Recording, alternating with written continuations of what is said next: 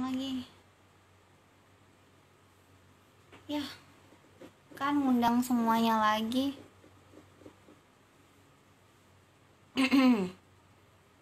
Suara cempreng.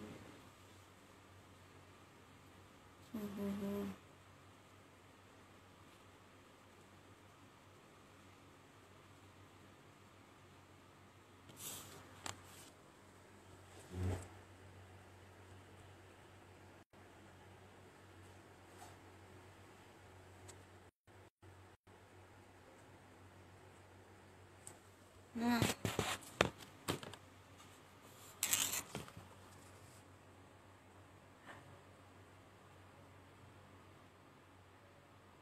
oh, maaf ya. Tadi ini apa ada yang telepon. Salah. Mana tadi Kak Engganya? Pemateri.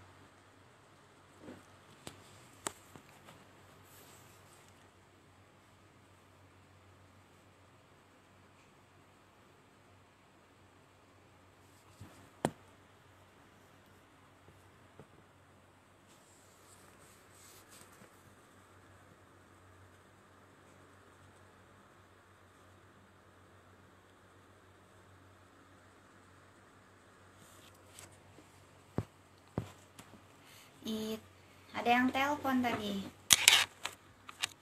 Masuk. Mantul nggak sih suaranya? Aku pakai handfree ya.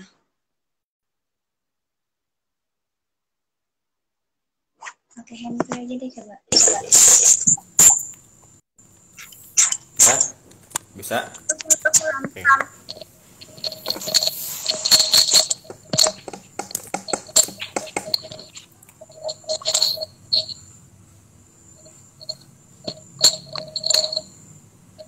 Masih mantul nggak sih Kak?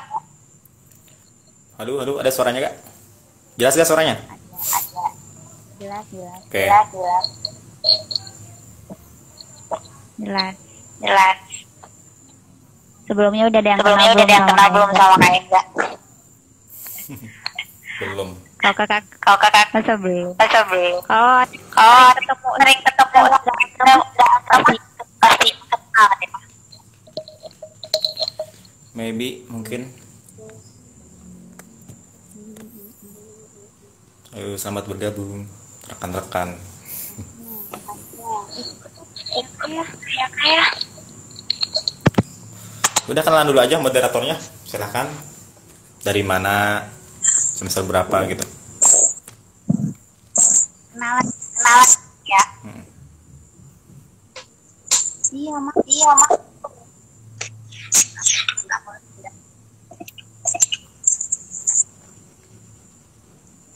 Masih mantul nggak? Enggak kok, aman. Masih. Aman di sini, aman. Itu aman. Tahu yang lain mah. Mantul tuh.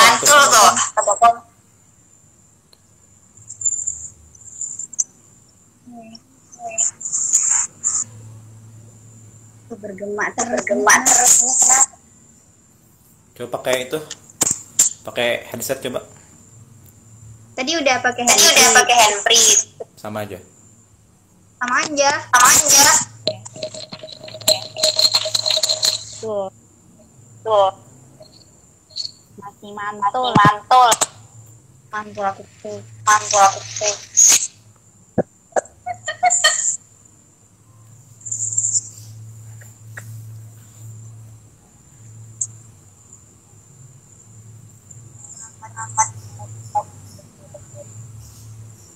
Masih mantul nggak Kak?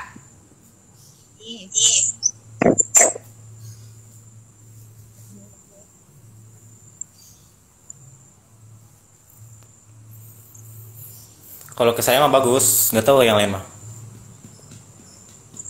Halo. Udah lanjut. Ya udah baik Kak. Depain aja langsung ya Kak. Boleh. Lanjutkan. Pembahasan ini tetap berprestasi. Pertanyaannya buat cara manajemen antara kuliah Kenapa? Gak jelas suaranya ya. Bagaimana? Manajemen organisasi dan Oke, sebelumnya Bismillahirrahmanirrahim. Assalamualaikum warahmatullahi wabarakatuh. Sampurasun. Sampurasun kalau orang Sunda itu biasanya sebelum memulai acara pasti identik dengan itu ya. Sampurasun jawabannya rampes. Nah, itu. Baik, alhamdulillah alamin, puji syukur kita panjatkan kepada Allah Subhanahu wa taala yang telah memberikan beribu-ribu kenikmatan iman, Islam dan kenikmatan sehat walafiat. Sehingga pada malam ini kita bisa berkumpul dalam acara bincang organisasi yang diadakan oleh Nur Stengel ya. Baik, alhamdulillah di sini saya juga bagian dari komunitas ini. Dan pada kesempatan kali ini saya diberi kesempatan untuk berbagi cerita mengenai berorganisasi tapi tetap berprestasi. Sebelumnya perkenalkan dulu ya, saya Engga Erlangga, mahasiswa tingkat akhir di Setikes Widya Dharma Husada, Tangerang. Baik, tadi moderator bertanya bagaimana cara mengatur waktu antara kuliah dan organisasi. Nah, ini sangat penting. Karena apa? Kita harus tahu dulu macam-macam mahasiswa dulu ya. Moderator, saya mau tanya dulu, apa aja sih yang moderator ketahui tentang tipe-tipe mahasiswa? yang pertama ada mahasiswa pulang kuliah. Mahasiswa aktif ini di perpustakaannya. Terus apa lagi? Ada juga mahasiswa aktif hanya di Oke. kuliah. Baik, ya itu udah betul juga ya, udah mewakili.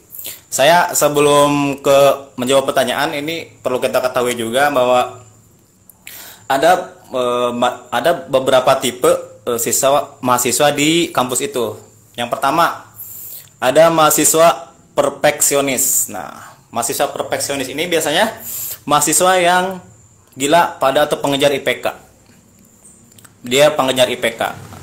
Mahasiswa ini berusaha untuk mendapatkan nilai yang sempurna. Misalkan di dalam kuliah kan nilainya itu bukan lagi huruf bukan lagi huruf tapi sudah ke abjad, misalkan A, B, C dan D. Nah, itu biasanya tipe mahasiswa yang perfeksionis ini dia sangat penggila IPK atau pengejar IPK gitu. Terus yang kedua, ada mahasiswa aktivis. Nah, tipe mahasiswa ini yaitu mahasiswa yang memilih untuk menyibukkan dirinya selain kuliah. Misalkan dia ikut berorganisasi di luar kampus, di dalam kampus, bahkan kayak UKM. Kalau di dalam kampus UKM, hima. Kalau di luar kampus misalkan banyak sekali. Nah, itu tipe mahasiswa yang aktivis. Selanjutnya ada tipe mahasiswa yang apatis. Nah, apatis ini dia mahasiswa yang acuh terhadap lingkungannya. Jadi dia pokoknya yang penting udah ke kampus, dia tidak memikirkan kayak berorganisasi, teman-temannya. Nah, itu dia hanya memikirkan dirinya sendiri. Itu yang apatis. Nah, selanjutnya ada mahasiswa yang atau kita sebut mahasiswa kura-kura. Yaitu kuliah rapat. Di mana mahasiswa ini biasanya dia disibukkan dengan tidak hanya satu organisasi, misalnya sangat banyak organisasi. Nah, itu di situ juga sangat penting untuk memanajemen waktunya. Oke. Terus ada lagi siswa yang mahasiswa kupu-kupu, yaitu kuliah pulang. Nah, ini biasanya dia datang ke kampus, terus sudah di kampus biasa mengikuti pelajaran, terus pulang lagi, tidak mengikuti organisasi ataupun sebagainya. Terus ada lagi tipe mahasiswa yang kunang-kunang, kuliah nangkring. Nah, ini biasanya sesudah kuliah dia langsung menuju ke kantin atau warung kopi yang ada di sekitarnya. Biasanya dia bisa mengobrol, bisa bergosip, bergibah dengan teman-temannya. Itu mahasiswa yang kunang-kunang. Ada juga mahasiswa yang bentar ya, saya buka catatan. Mahasiswa yang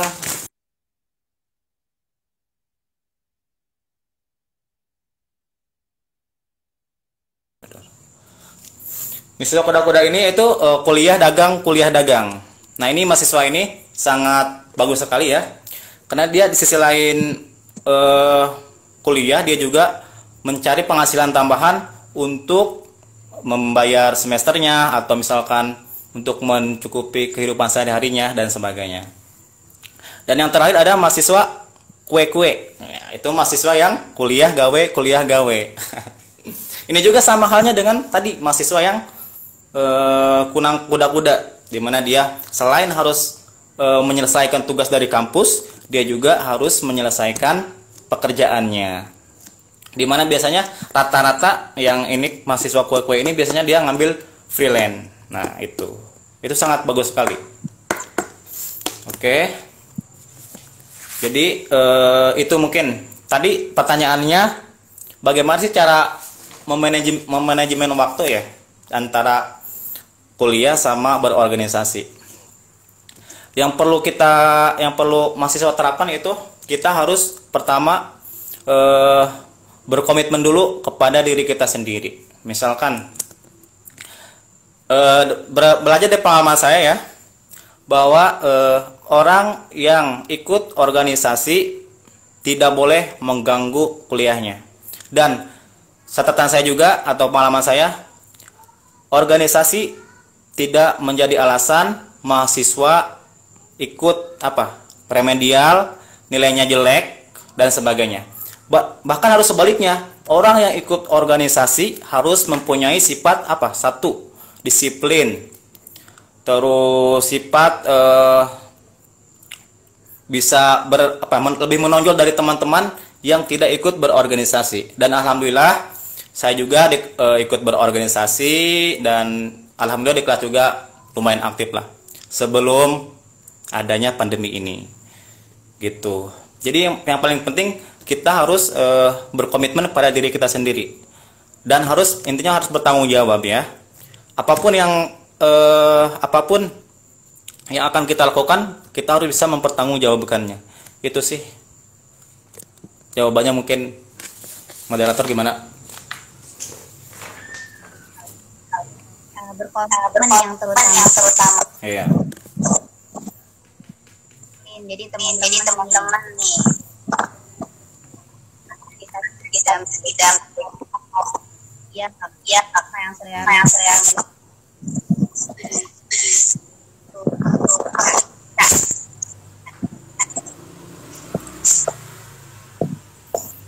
Lanjut.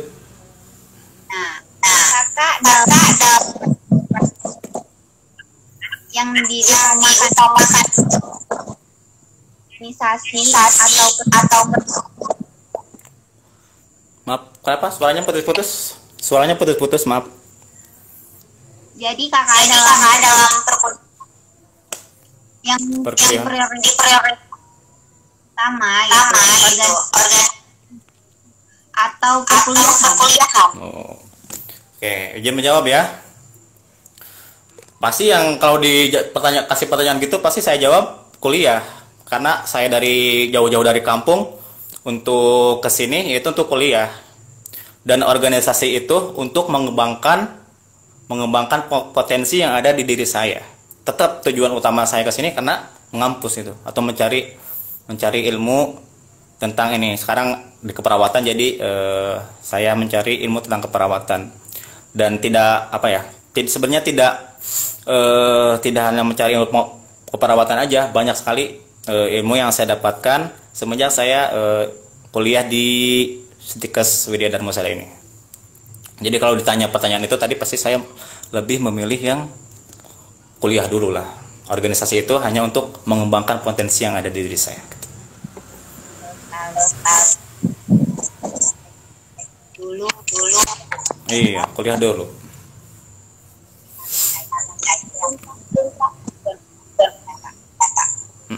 Betul. Ketika organisasi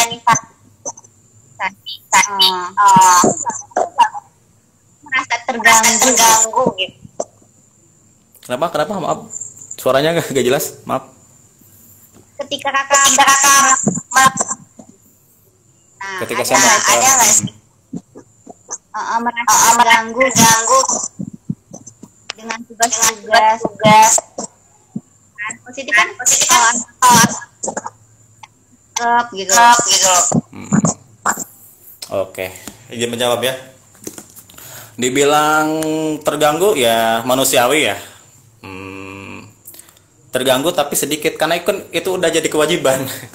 Udah kewajiban jadi mahasiswa ya, tugas pasti udah biasa lah, udah jadi makanan sehari-hari. Tergantung kita. Kalau saya sih tipe orang yang tidak memikirkan tugas, tapi harus mengerjakan tugas itu. Jadi saya tidak terlalu memikirkan tugasnya gimana. Saya kerjain aja. Kalau saya bisa ya kerjain. Kalau misalkan nggak bisa, mungkin saya diskusi dengan teman atau nyari referensi lain, bisa dari perpus, bisa dari internet dan sebagainya. Saya sejauh ini ya so far saya tidak terganggu sih sama tugas-tugas yang telah saya lalui dari semenjak semester 1 sampai sekarang. Di intinya enjoy the process. Saya salah satu orang yang tidak terlalu memikirkan, tetapi saya langsung mengerjakan gitu. Jadi nikmati aja prosesnya, nanti hasilnya akan mengikuti gitu sih. Jadi dibanyakin Iya. Ya betul.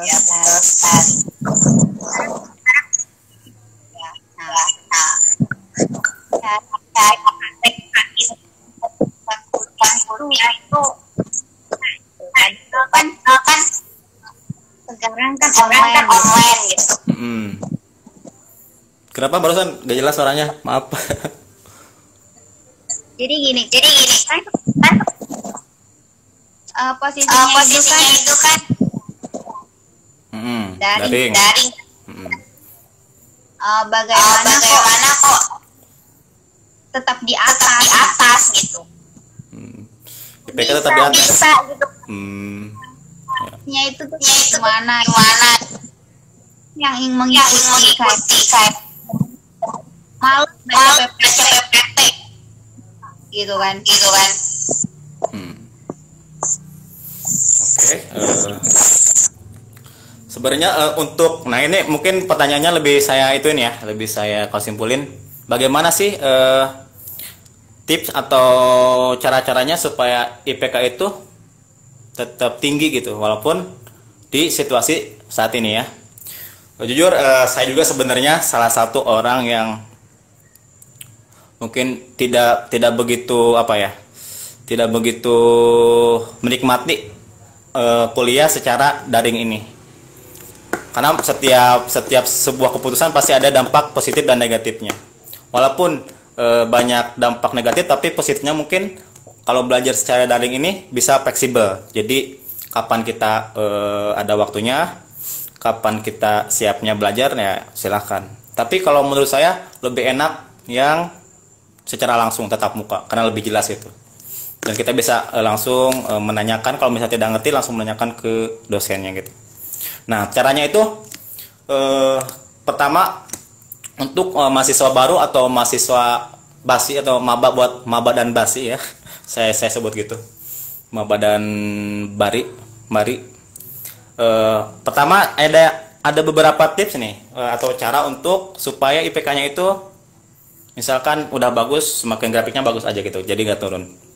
Pertama, kita harus mempunyai planning atau perencanaan. Misalkan nih, saya mahasiswa baru nih ya. Nah itu misalkan kita harus mempunyai rencana nih. IPK saya nanti harus 3,8 misalkan, 3,8 atau mungkin bahkan sampai 4. Nah itu berarti kan tidak mungkin ujug-ujug langsung gitu, langsung 4 gitu. Pasti ada tahapnya, prosesnya. Kalau misalkan kita pengen IPK 4 berarti kan harus ada yang dikorbankan. Misalkan belajarnya harus lebih semangat, terus pokoknya semuanya harus semangat. Itu pertama ada planning, ada rencana. Ini target gua nih, misalnya target gua nanti IPK harus sempurna atau harus mendapat predikat cum laude ya. Nah, itu berarti kita harus disesuaikan juga dengan cara belajar kita. Yang kedua, ini nih. Tadi ada juga yang bertanya tuh. Terus ya, saya bacain mana tuh ya. Tipnya dong berprestasi selain harus belajar sungguh-sungguh. Nah, ini. Mungkin ini juga bisa menjawab ya. Tadi yang pertama kan harus punya rencana ini. Punya rencana. Yang kedua ada tentukan teknik belajar yang cepat dan tepat. Ini maksudnya seperti apa? Nah, pasti setiap orang itu mempunyai atau memiliki cara belajar yang berbeda-beda. Kalau saya jujur, kalau saya itu belajarnya itu biasanya lebih masuk tengah malam, dari jam 12 sampai ke bawah itu ya. Itu biasanya waktu yang kalau menurut saya tepat gitu untuk belajar kalau saya. Tapi kan tipe orang beda-beda. Nah, makanya itu kita harus gali potensi kita di mana, nyamannya kita belajar di mana. Misalkan kayak suasananya harus hening atau gimana, terus di tempatnya seperti apa. Pokoknya gunakan indera mana yang bisa membantu kamu untuk belajar. Walaupun itu misalkan visualnya oleh mata, mulut ataupun telinga. Nah, itu gunakan waktu yang efektif. Nah, baru nanti kalau misalkan ini misal gua nih belajarnya nyamannya itu misalkan dari jam 12 sampai subuh misalkan. Nah, itu di situ berarti teman-teman harus belajarnya pada saat itu. Tapi ada juga yang biasanya belajar sambil mendengarkan musik dan sebagainya. Tuh yang kedua ya, tipsnya yang kedua. Yang ketiga, kembangkan diri kalian. Jadi tadi jangan jadi mahasiswa yang kura-kura, kupu-kupu maaf. Kupu-kupu, kuliah pulang. Nah, jadilah mahasiswa yang bisa mengembangkan dirinya, misalkan ikut organisasi, bisa tadi di internal, eksternal dan sebagainya.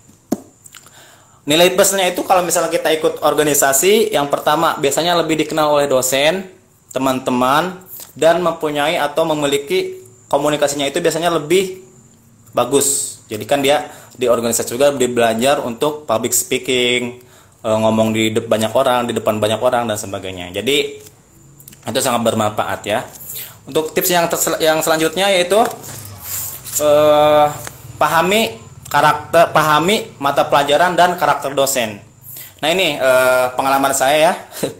Di Setekes itu kan dosennya itu kebanyakan perempuan juga ya. Nah, perempuan, terus biasanya perempuan sering memiliki moody. Nah, kita seorang laki-laki harus bisa membaca kira-kira nih si dosennya ini karakternya seperti apa.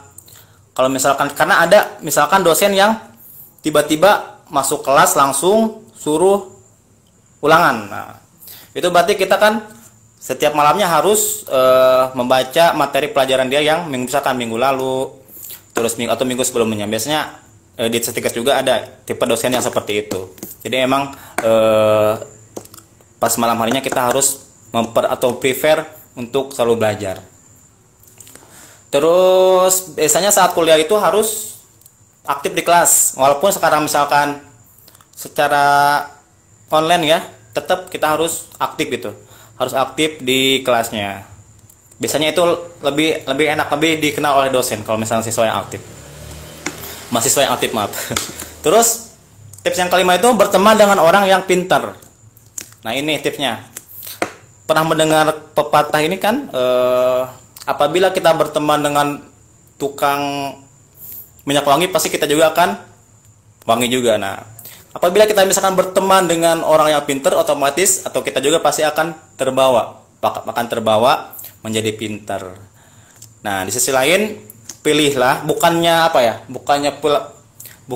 untuk memilih teman itu harus sama yang pintar, salah, bukan. Pilihlah teman yang sekiranya bisa berdampak positif pada diri rekan-rekan atau teman-teman. Jadi di situ karena faktor teman itu bisa berpengaruh terhadap sikap dan kepribadian teman-teman. Dan yang terakhir ini yang paling penting dari semuanya yaitu konsisten. Ini biasanya mahasiswa, kebanyakan dari mahasiswa itu tidak konsisten maupun itu dalam belajarnya, apapun dalam aktif kuliahnya dan sebagainya, itu tidak konsisten. Misalkan nih untuk semester-semester yang tua nih ya, atau kayak saya yang misalkan udah semester akhir, biasanya IPK di awal nih bagus banget, 3, 38 lebih, biasanya udah semester 5, 6, 7 turun lagi. Nah, itu yang harus kita perhatikan. Kenapa sih? Kita harus introspeksi diri berarti ya. Kalau misalkan IPK kita dari tadinya bagus, tiba-tiba dari semester 5, 6, 7 menjadi turun, itu kenapa sih? Kenapa? Why? Nah, kita harus bertanya kepada diri kita sendiri. Intinya harus introspeksi diri. Kalau misalkan gitu berarti kita harus mempunyai apa?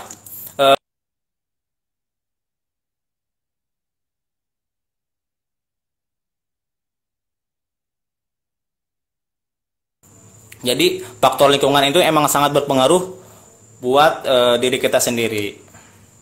Ya, itu mungkin tipsnya. Tadi ada yang bertanya. Oke, lanjut. Baik, untuk Kak Aida. Apakah sudah jelas? Kakak ini apa?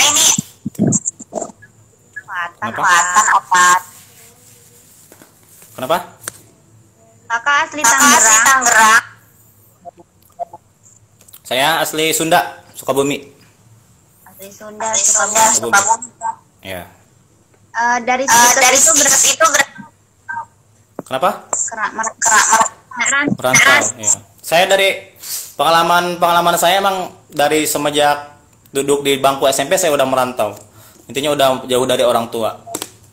Jadi emang udah terbiasa mandiri lah, insya Allah. Ada perjuangan kan bang anak rantau gitu kuliah. Kenapa? Ada perjuangan yang perjuangan. Merasakan susahnya kayak gimana?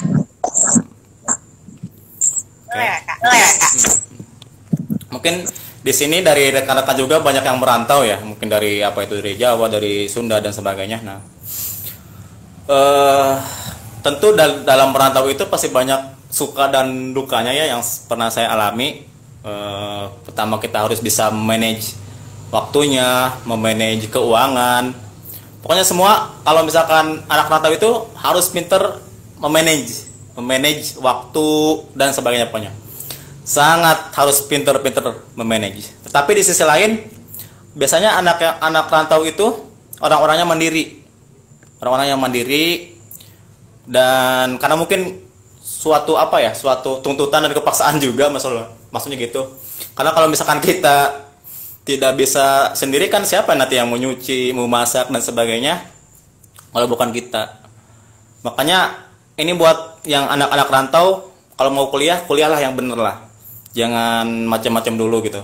Kasihan orang tua di kampung misalkan dia udah susah payah membiayai kita dan sebagainya. Mungkin jadi tadi salah satunya IPK juga nih. Jadi nanti sebuah kebanggaan buat orang tua kalau misalkan di akhir atau pas saat wisuda IPK kita misalkan tinggi atau sampai cum laude ya. Nah itu sebagai hadiah buat mereka yang gitu kan. Iya,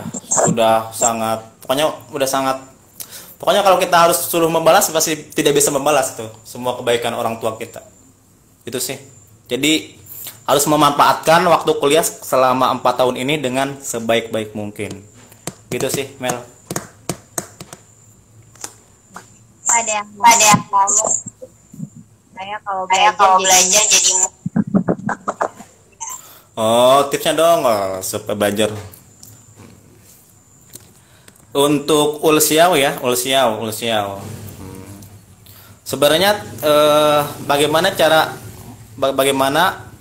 caranya supaya mood untuk belajar. Nah, ini tadi seperti yang saya sampaikan bahwa setiap orang mempunyai cara-cara tersendiri untuk belajar. Kalau saya pribadi nih ya, untuk menaikkan mood belajar biasanya saya harus menonton dulu.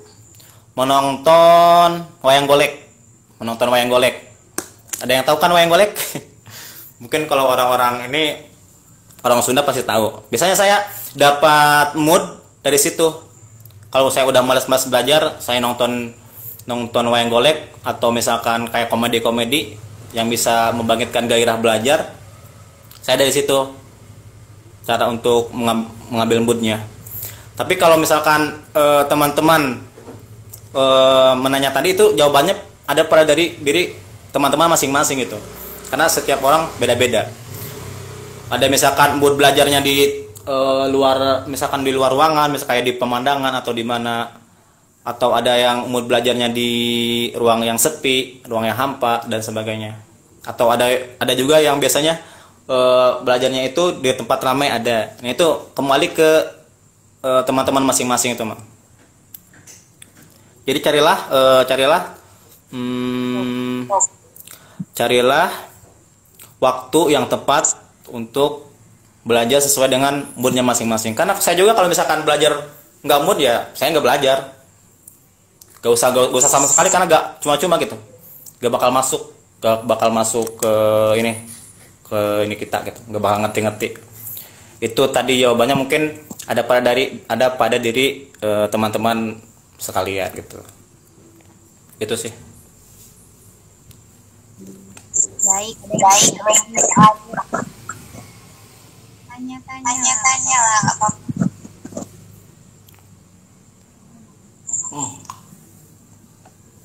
Bagaimana Kak Ulfi? Ada yang tanya lagi nih, Kak. Kak, tipsnya dong biar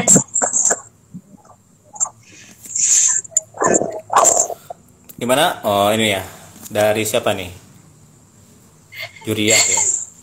Tipsnya dong, Kak, untuk mengatur waktu kuliah sambil kerja biar mood belajarnya. Oh. Yang mana, yang ini bukan? Yang bertanya? Tip dong. Ya gitu tadi. Kalau misalkan nih yang tadi mahasiswa, ini berarti masuknya ke tipe mahasiswa apa? Kue-kue ya. Kuliah gawe. Nah, teman-teman harus mencari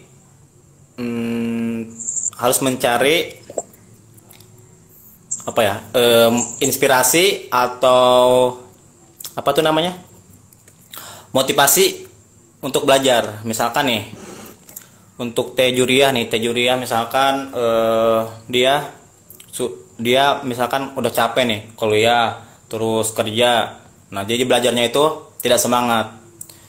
Bisa aja misalkan nih Kak Juria sudah mempunyai misalkan pacar. Nah, bisa aja misalkan pacarnya juga menyemangati untuk Kak Juria untuk belajar. Nah, itu bisa juga itu jadi moodnya untuk belajar.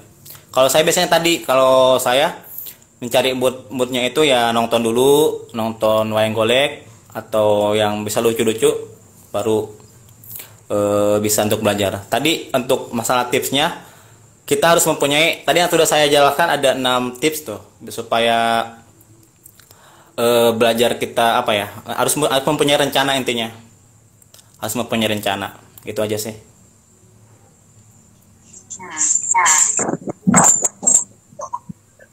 Tergantung Ya, disiplin waktu. disiplin waktu. Nah, itu betul. Nih aku gimana?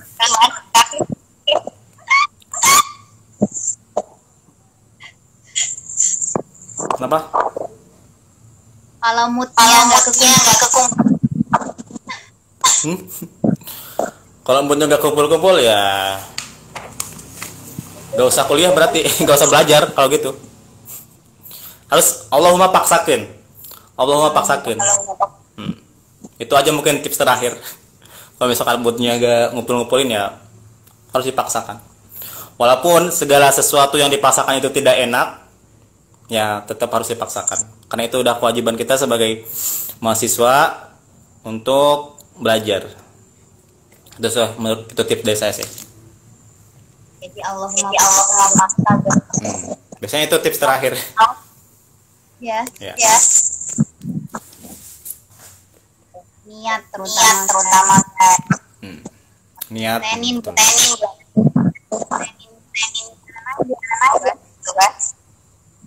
Iya. Terus lagi yang silahkan.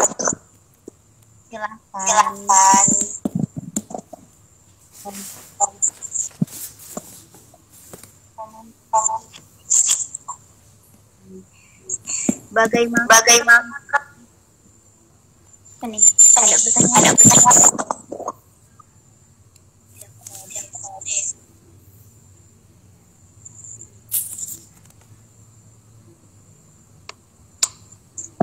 Enggak ada nggak sih?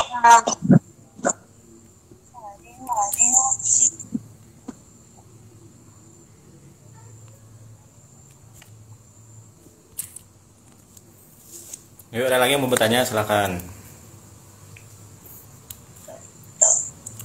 Waktunya tinggal. Berapa menit lagi?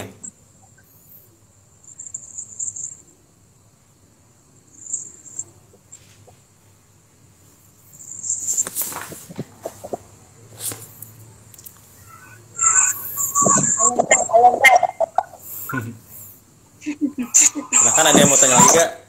Apa cukup sekian? Ada yang mau tanya ya? Apa banyak sih ngomong.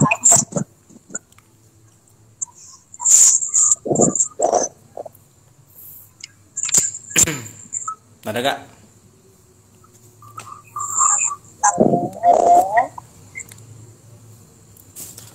Mungkin kalau tidak ada ya, mungkin saya akan memberikan apa ya, sharing gitulah. Boleh kan? Boleh kan moderator? Boleh Kak, boleh banget. Nih, misalkan ada yang bertanya nih, misalkan ada yang bertanya, kenapa?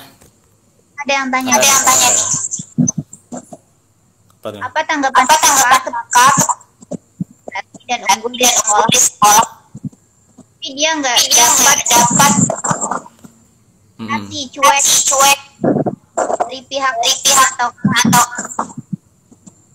Intinya, oh ya, paham. Kalau tanggapan saya sih,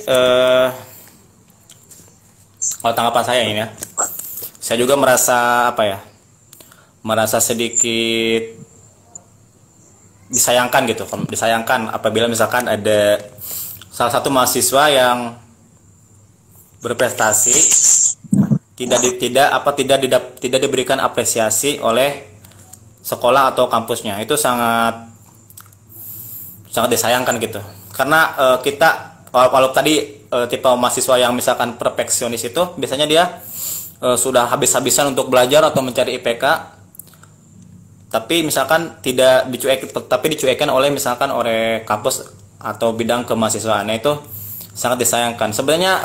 Untuk mahasiswa itu tidak melulu membutuhkan apa ya, dia untuk dikasih uang, tapi setidaknya misalkan nih Melani misalkan mendapatkan IPK 4 nih ya, misalkan semester berapa sekarang Melani? Semester berapa? Nah, misal semester 4 Melani nih dapat IP sempurna 4 misalkan. Tapi misalkan pihak kampus cuek aja gitu, tidak memberikan selamat atau misalkan sampai sertifikat dan sebagainya. Itu menurut saya sangat disayangkan gitu. Kalau tanggapan saya gitu, sangat disayangkan. Tapi boleh ini nggak? Boleh apa tuh namanya? Boleh cerita nggak untuk masalah ini? boleh Kak. Alhamdulillah ya, untuk Desa Tegas ini ada apresiasi juga. Saya juga dulu 2 kali alhamdulillah mendapatkan beasiswa tentang mengenai ini, apresiasi mengenai IPK tertinggi atau IPK yang setiap kelasnya itu misalkan IPK-nya yang tertinggi diambil, terus mendapatkan beasiswa untuk semester. Nah, di kampus kita alhamdulillah pihak kampus dan kemahasiswaan memberikan apresiasi gitu. Makanya tidak ada yang sia-sia kalau misalkan IPK teman-teman bagus, itu tidak akan sia-sia, itu malah bagus, nanti juga pasti banyak manfaatnya itu. Jadi kalau misalkan tanggapan tadi saya kecewa gitu, saya merasa disayangkan kalau misalkan kampus cuek terhadap berprestasi gitu. Tapi kalau di kampus kita enggak kok. Di kampus kita malah yang berprestasi nanti pasti sering dipanggil oleh bidang kemahasiswaan kok. Jadi teman-teman atau rekan-rekan tetap semangat kalau misalkan apa ya, nanti IPK-nya tinggi, insya Allah di kampus kita pasti ada apresiasinya gitu. Mungkin itu. Jadi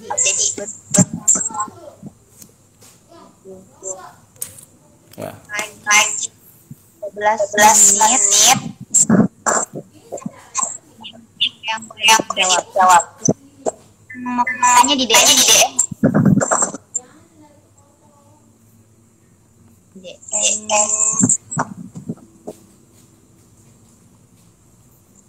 Nggak kelihatan di aku.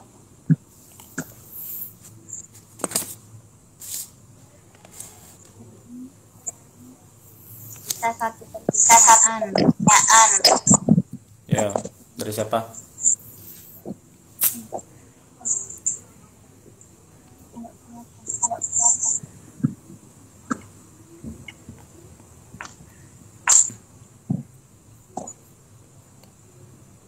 Ada lagi yang bertanya, Kak? Udah gak ada? Kerol. Scroll ya, Pak.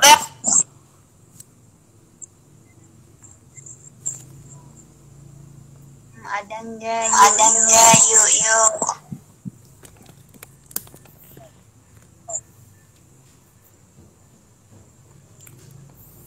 Ada gak? Gak ada ya?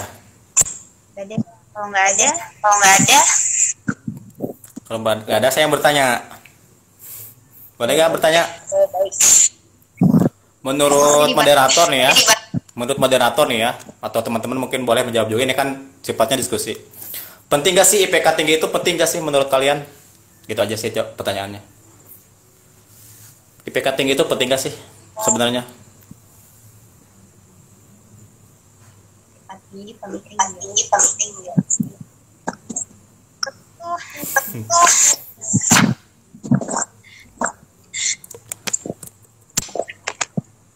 Ayo guys, nggak apa-apa.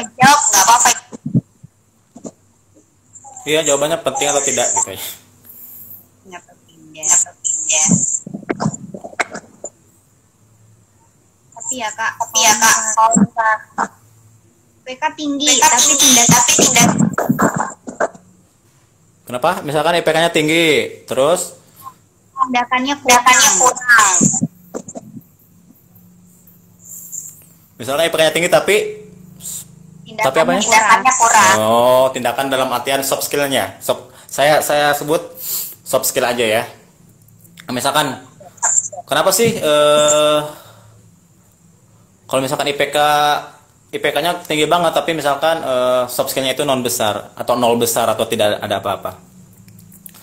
Menurut saya itu saya juga tidak menyalahkan gitu apabila ada seseorang yang bilang gitu. Tapi itu tidak selamanya benar. Nah, itu saya setuju dengan apa nih? Ada yang komen. Bagaimana melihat dari sudut pandangnya? Betul. Itu salah satu juga. Yang perlu rekan-rekan ketahui bahwa IPK tinggi itu penting, menurut saya pribadi penting. Karena buat apa? Yang pertama, ketika IPK penting itu yang pertama itu syarat melamar. Biasanya syarat melamar HRD itu biasanya melihat CV kita kan. Nah, itu pertama dilihat itu misalkan IPK-nya berapa nih. Untuk misalkan instansi pemerintah ya, kayak mau jadi CPNS, BUMN dan sebagainya, itu minimal IPK-nya 3,00. Nah, kalau misalkan kita IPK-nya kurang dari 3,00 berarti otomatis dia akan tidak lolos administrasi dan langsung nggak bisa ke tahap selanjutnya. Nah, itu. Yang kedua, biasanya untuk melanjutkan pendidikan ke jenjang lebih tinggi, misalkan S2. Syarat S2 biasanya untuk kampus-kampus besar minimal juga 3,00. Nah, itu. Jadi sangat penting, menurut saya sangat penting. Terus yang ketiga, untuk mendapatkan beasiswa. Nah, ini biasanya sponsor atau misalkan orang yang mengadakan beasiswanya itu biasanya melihat juga dari IPK-nya, IPK si mahasiswa yang mau mendapatkan beasiswanya. Nah, itu rata-rata biasanya minimal tiga lebih lah, tiga lebih dia baru mendapatkan beasiswa. Nah, itu tiga tuh ya. Yang selanjutnya, kenapa sih IPK itu penting? Untuk biasanya IPK-nya tinggi itu menguasai teori perkuliahan, atau setidaknya dia mengerti lah gitu tentang materi-materi yang sudah disampaikan oleh dosen. Pasti setidaknya dia sudah memahami, bahkan bisa menguasai teori-teori atau materi yang disampaikan oleh dosen tersebut. Itu biasanya IPK yang tinggi atau IPK yang lebih 3 ke atas gitu. Terus ada lagi untuk menilai tanggung jawab kita. Misalkan bisa menyelesaikan kuliah tepat waktu dan mendapatkan IPK tinggi itu suatu hal yang luar biasa gitu. Makanya tanggung jawab kita diuji pada saat nanti yudisium atau wisuda. Atau yudisium biasanya kan nanti ada pengumuman IPK tertinggi dan sebagainya, itu biasanya di situ. Ini yang paling penting, yang terakhir itu, kenapa sih harus IPK tinggi? Karena kita harus bisa membanggakan orang tua. Siapa sih orang tua yang gak bangga gitu lihat anaknya misalkan mendapatkan gelar predikat nilai tertinggi atau bahkan sampai cum laude ya. Nah, itu juga pasti semua orang tua pasti sangat bangga apabila anaknya mendapatkan nilai tertinggi. Kembali lagi tadi bahwa emang IPK itu bukan, nah ini yang harus perlu digarisbawahi oleh rekan-rekan semua. IPK tidak menentukan kesuksesan seorang, tapi yang menentukan kesuksesan itu yaitu usaha dan kerja keras. Tapi di sisi lain IPK juga sangat penting ya. Makanya kita berusaha untuk setidaknya gitu misalkan dapat IPK 3 gitu. Standarnya 3 gitu. Itu sangat penting, kalau menurut saya pribadi sangat penting. Gitu, Melanie. Penting ya. Penting. Buat. Ada lagi Kak. Baik ikut UKM. Nanti kalian. Lebih baik ikut apa? UKM atau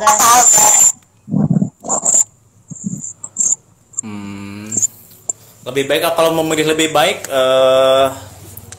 kita harus tahu apa tujuan rekan-rekan untuk masuk ke UKM atau organisasi tersebut. Kalau misalkan saya pribadi kan UKM di Setikes itu ada apa ya? Kalau nggak salah ada badminton, ada futsal, saman, dan masih banyak lagi. Kalau di organisasi di kita itu internalnya biasa ada hima.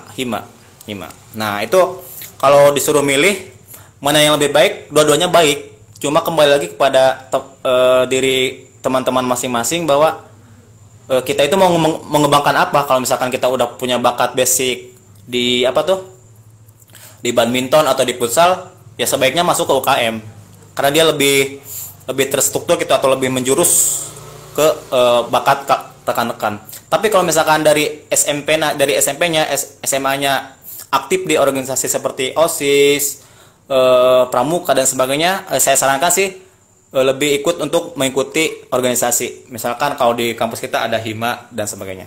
Itu sih mungkin Kak jawabannya. Guys.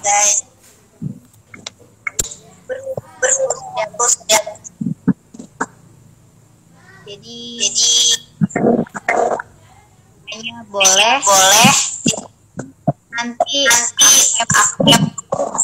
Kenapa? yang ingin bertanya lagi DM ya teman-teman. Dibantu. Boleh. Silakan follow IG Nur Stengelnya boleh. IG saya juga boleh. Untuk bertanya-tanya. Berbagi aja maksudnya. Ya. Sudah waktunya sudah habis ya? Iya, Kak. Mungkin Kenapa? Sebelum mengakhiri diskusi hari ini mungkin saya ingin beri pesan bahwa tadi sebagai apa ya, kesimpulannya itu ada kutipan dari Judy Garland nih. Judy Garland itu mengatakan bahwa jadilah versi terbaik dari diri Anda, jangan menjadi versi kedua dari orang lain. Nah, intinya kalau misalkan rekan-rekan mempunyai apa ya, mempunyai kemauan dibarengi dengan ikhtiar dan berusaha, pasti insya Allah semua rencana yang rekan-rekan tulis insya Allah akan tercapai. Dan jangan lupa untuk saat ini kan kita memasuki PPKM darurat, jadi kalau misalkan tidak ada berkepentingan, silakan untuk berdiam di rumah aja. Jangan lupa terapkan protokol kesehatannya. Terima kasih teman-teman. Mohon maaf apabila ada perkataan yang menyinggung atau misalkan jawabannya yang kurang jelas. Saya mohon maaf. Wabillahi taufiq wal hidayah. Wassalamualaikum warahmatullahi wabarakatuh. Sampurasun. Nah. Waalaikumsalam. Silakan ditutup. Baik. Yang mau nanya di DM tinggalnya. Alamin. Alhamdulillah. Baik. Saya acara sebagai moderator kurang. Saya akhiri. Assalamualaikum. Waalaikumsalam warahmatullahi wabarakatuh. Semangat.